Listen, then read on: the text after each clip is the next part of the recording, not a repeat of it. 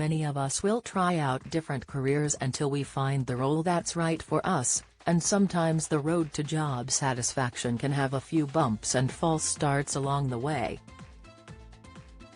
This is certainly true of Gardener's World presenter Monty Don, who initially made his name in a completely different field before devastating circumstances forced him to look for another profession. Although fans mostly associate the 68-year-old with his vast knowledge of all things plants and gardening, there is plenty about him they likely have no clue whatsoever about, including his past business ventures, and the health struggles he endured during a particularly dark period in his life. Business beloved by Princess Diana that went bust back in the 1980s, Monty and wife Sarah Erskine ran a fashionable jewelry store, named Monty Don Jewelry, which specialized mostly in costume jewelry. At the height of the brand's popularity, you would have been able to browse for jewels in high-end stores across the globe, including Harrods, Harvey Nichols, and Liberty, or read about the store in Vogue. In a 2005 article penned for The Independent, Monty wrote, "Costume jewelry has its value entirely from its design and appearance, not from the cost of its materials. Our jewelry is still in the V&A. When we were flying, we were really flying. At our best, we were the best in the world at what we did. But we were never quite as successful as our publicity convinced other people, and ourselves, that we were. We were hopelessly undercapitalized and borrowing constantly.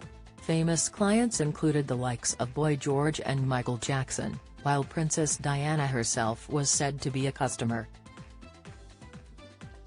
Sadly, everything changed after the Wall Street financial crash of 1987, and the entrepreneurial couple lost everything. In their joint 2004 autobiography The Jewel Garden, Monty opened up about their bankruptcy, remarking that they felt like lambs to the slaughter when their fortunes changed, left to sell every stick of furniture they owned at Leominster Market. Sarah remembered, "A bad situation got worse every day. The banks wanted their money and started to bounce our checks whilst simultaneously adding their charges, and interest on them, to the tally. Of course, it could not go on. Something had to give. As it turned out, that something proved to be our shop, our business, our savings, our furniture, and our home." Battle with unhealable depression. Monty's personal and financial difficulties took a toll, and it was after this turning point in his life that he began to suffer from what he described as unhealable depression. Monty's depression became so severe that Sarah also became worried about the well-being of their children, who had started to ask, "Why is Daddy always crying?" Explaining how he managed to seek help during this painful period, Monty recalled, "In the end, I went to see a healer. I can't remember if he was an herbalist, acupuncturist, homeopath or white-coated faith healer, but I liked him. He had me abstain from tea, coffee and alcohol and described my various symptoms with unerring accuracy." After a few months of this puritanical regime they told me I was unhealable. The healer advised Monty that the best way to find happiness once more would be to find solace in the natural world, a pursuit that has since blossomed into a very fruitful career.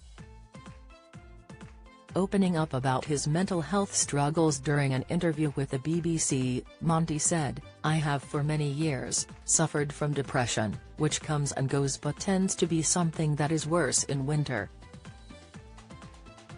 And, touch wood, it's been much better for the last few years. But for me, the benefits of nature are all about the physical connection with the rhythm of the natural world. Some of that rhythm is bleak, winter is cold.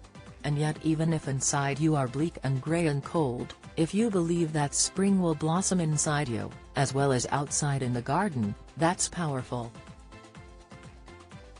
So that's how it works for me. If you're struggling and need to talk, The Samaritans operate a free helpline open 24/7 on 116 123. Alternatively, you can email joe@samaritans.org or visit their site to find your local branch. Do you have a story to share? Email us at julia.banham@reachblock.com.